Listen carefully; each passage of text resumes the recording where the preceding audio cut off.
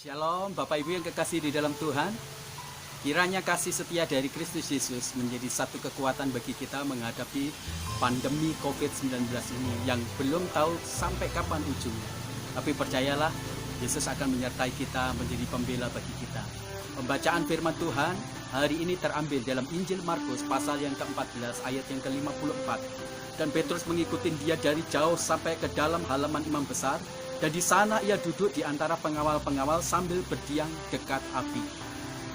Ketika Yesus mengakhiri pelayanannya di dunia ini, dia telah memberitahu berkali-kali kepada para muridnya bahwa dia akan ditangkap, akan diadili, akan dianiaya, menderita, disalibkan, akan mati dan dikuburkan, dan pada hari yang ketiga dia akan bangkit dari antara orang mati.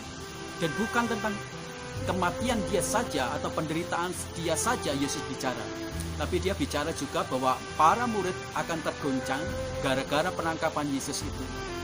Dan ketika Yesus memberitahukan tentang hal-hal itu, Petrus dengan spontanitas dia berkata, "Tuhan, aku akan mengikut Engkau, aku tidak akan tergoncang imanku. Sekalipun mereka semuanya tergoncang, aku akan berani mati bagi Engkau." Begitu hebatnya perkataan Petrus. Tapi apakah retorika perkataan dengan faktualnya itu sama? Ternyata berbeda. Ketika Yesus ditangkap, Petrus dengan beberapa teman-temannya mereka melarikan diri dan menjauh dari Tuhan Yesus. Dan Alkitab dalam Injil Markus pasal yang ke-14 ayat 54 ini menjelaskan bahwa Petrus mengikut Yesus dari jauh. Kadangkala kita membutuhkan hal-hal yang krisis untuk menguji apakah kualitas iman kita, komitmen kita, apakah kualitas kedalaman cinta kasih Kristus itu murni, benar. Kita membutuhkan batu uji. Hari ini kita akan mendiagnosa bersama-sama dari masa-masa kritis yang dialami oleh Petrus, mungkin juga oleh kita semuanya. Apakah itu bisa membuktikan kepada kita semuanya bahwa iman kita benar, kepengiringan kepada Yesus itu dibangun pada dasar yang sangat kuat atau tidak. Hari ini kita belajar bersama-sama untuk mendiagnosa apakah kita sangat sehat dengan iman kita, sehat dengan rohani kita, sehat dengan kepengiringan kita kepada Kristus Yesus Tuhan Allah kita. Mari kita belajar bersama-sama dari peristiwa ketika Petrus mengikut Yesus dari jauh. Apa yang akan kita dapatkan dalam diagnosa yang pertama? Yang pertama, apakah iman kita kepada Yesus Kristus itu hanya terfokus kepada hal-hal yang enak, atau kita berani mengikuti proses penderitaan sama seperti Kristus? Ketika Petrus dia mengungkapkan fakta bahwa dia akan berani mati kepada Yesus, dia tidak akan tergoncang imannya. Ternyata Petrus melarikan diri dan Petrus mengikuti Yesus dari jauh. Petrus cari amannya, Petrus cari selamat.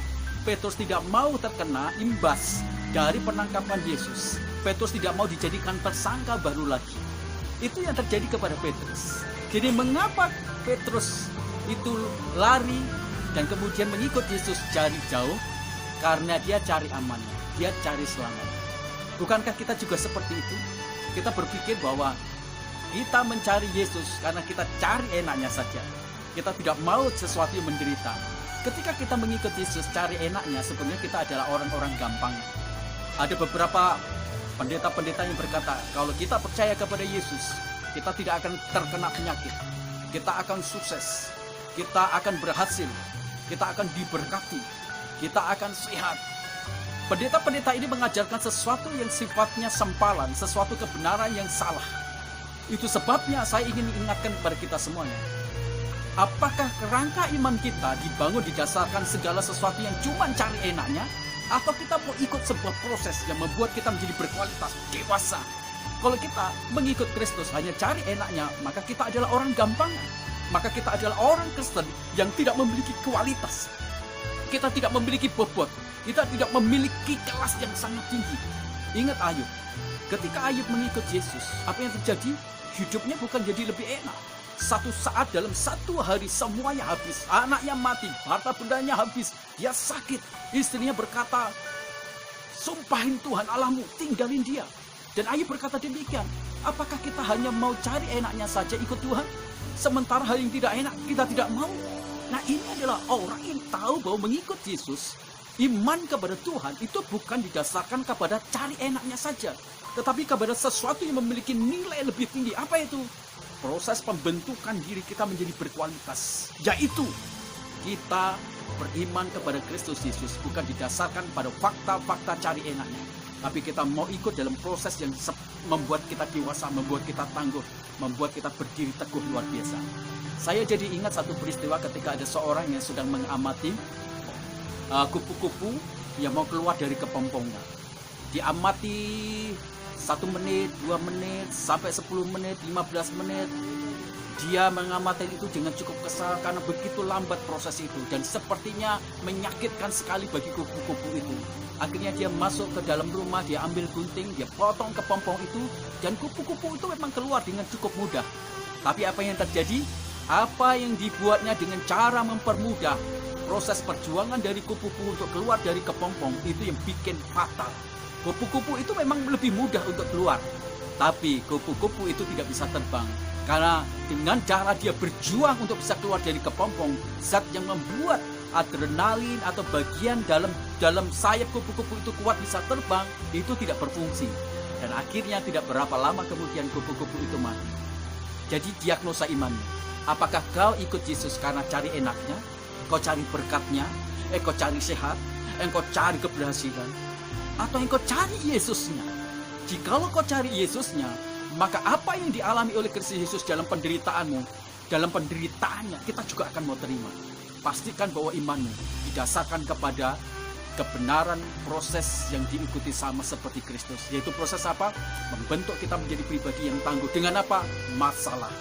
Yang kedua, pastikan apakah iman kita dibangun didasarkan pada perasaan kita atau pada prinsip dogmatika yang benar, pengajaran-pengajaran Kristus Yesus yang benar. Petrus ini dikenal sebagai seorang yang sangat impulsif, seseorang yang cepat bereaksi.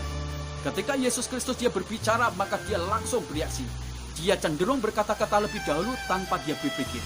Dia cenderung bertindak tanpa otaknya bekerja.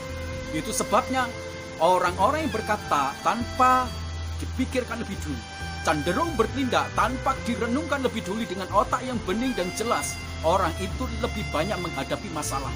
Orang itu lebih banyak menghadapi risiko-risiko yang buruk. Orang itu lebih banyak menghadapi hal yang tidak baik. Kenapa? Otak tidak jalan, ngomongnya lebih jalan, sehingga lebih banyak kesulitan-kesulitan. Itu yang dialami oleh Petrus. Petrus lebih banyak menghadapi masalah. Kenapa? Karena imannya dibangun didasarkan kepada sifat impulsif dia. Karakter lama dia yang tidak dipertobatkan. Karakter lama dia yang tidak diubahkan. Seharusnya dasar dari iman Kristen kita tidak boleh didasarkan kepada perasaan kita yang mudah berubah-ubah, yang bersifat temporal. Pada waktu segala sesuatu baik, kita seperti menggelora cinta Tuhan. Pada waktu begitu ada masalah, akhirnya kita tinggalkan dia. Sebenarnya yang sejati iman kita itu harus didasarkan kepada prinsip pengajaran, dogmatika, doktrin yang sehat, doktrin yang benar, doktrin yang membangun kita semuanya.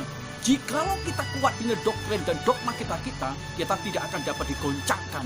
Kita berani mati, kita berani menanggung risiko, kita berani apa saja.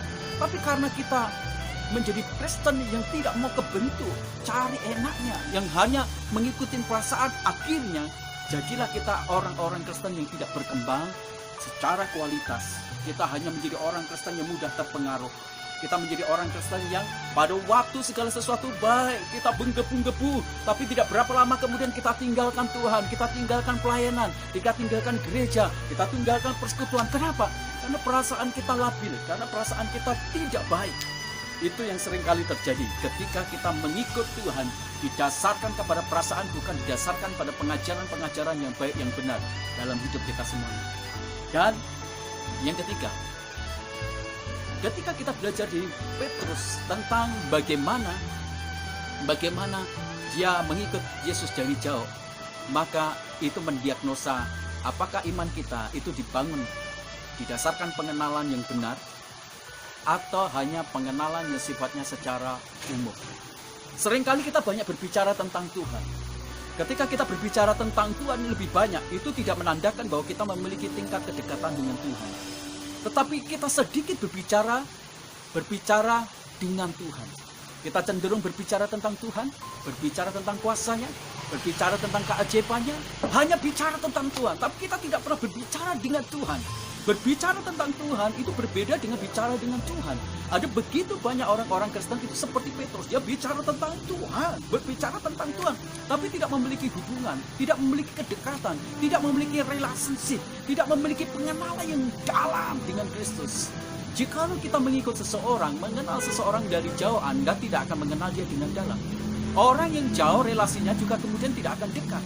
Orang yang jauh tidak akan memiliki tingkat kedekatan emosional, kedekatan batiniah, kedekatan rohaniah. Dia tidak akan memiliki itu semuanya. Dan Petrus mengikut jauh. Itu membuktikan bahwa tingkat pengenalannya kepada Tuhan dia itu dangkal sekali. Petrus banyak berbicara tentang Tuhan. Bukankah kita sering lebih banyak bicara tentang Tuhan daripada kita bicara dengan Tuhan? Itu sebabnya engkau tidak memiliki hubungan yang dalam, cinta yang dalam. Engkau tidak memiliki pemikiran yang dalam dengan Tuhan Allah. Kau sibuk berbicara tentang Tuhan, tapi kau tidak sibuk bicara dengan Tuhan. Seringkali karena kita hidup menjauh dari Tuhan, kita tidak mau mengambil bagian dalam pelayanan-pelayanan apapun juga. Kita tidak peduli dengan pelayanan, kita cuek karena kita jauh.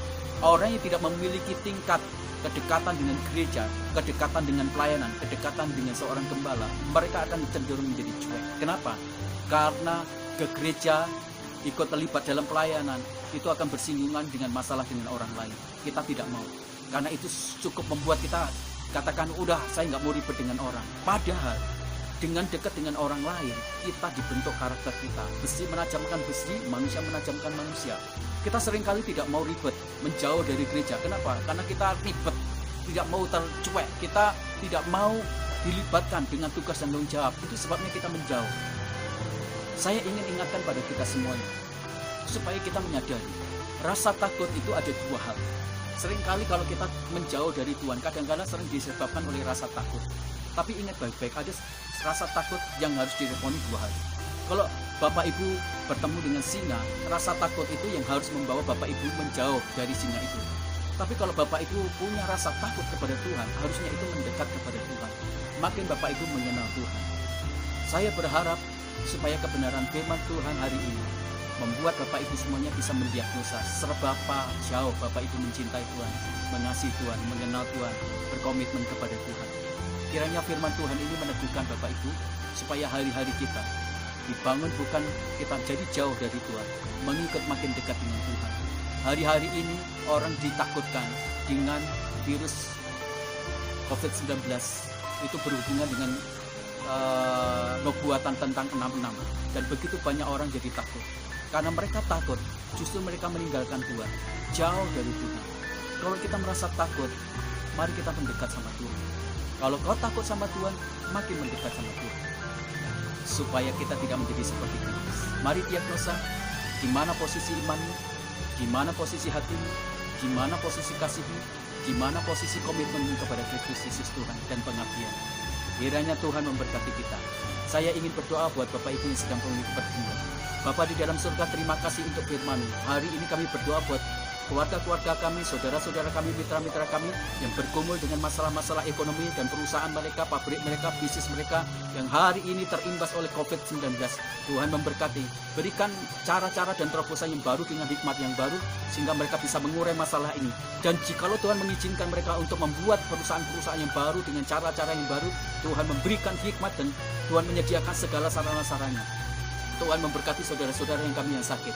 Tuhan memberkati Tuhan banyak orang-orang yang terjangkit COVID Corona 2019 ini, Tuhan, supaya mereka semuanya dijamah, disembuhkan. Berkati dokter, berkati para medis, semua yang terlibat yang campur tangan. Berkati virologi supaya mereka menemukan zat antibodi untuk virus COVID-19 ini, Tuhan. Engkau memberkati gereja kami, bangkitkan gereja kami untuk mencintai Tuhan.